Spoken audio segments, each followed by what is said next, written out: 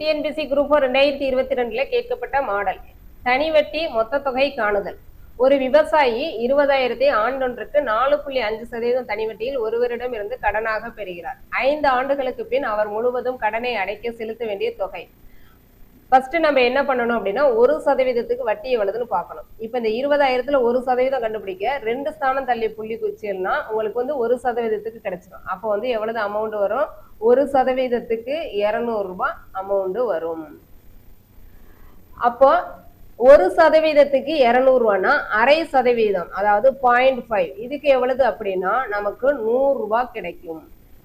0.5%க்கு 100 ரூபாய். அடுத்தது நம்ம 4% எவ்வளவுன்னு கண்டுபிடிக்கணும். அப்ப நம்ம எவ்வளவு பார்த்தோம்? 1%க்கு வந்து 200 ரூபான்னு பார்த்தோம்.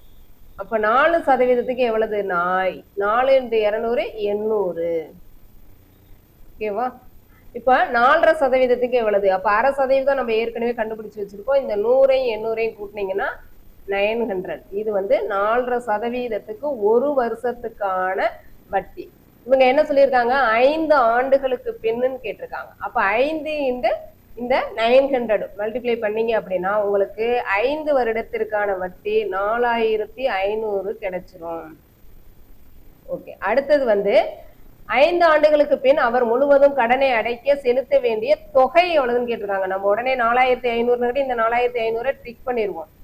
நம்ம வட்டி கேட்டாதான் 4500. தொகைங்கும் போது நம்ம வந்து அசலையும் சேர்த்துக்கணும். 20,000 + 4500 24,500. இதுதான் வந்து விடை. ஓகே, நெக்ஸ்ட் ஒரு கணக்கோடு வரேன். நன்றி.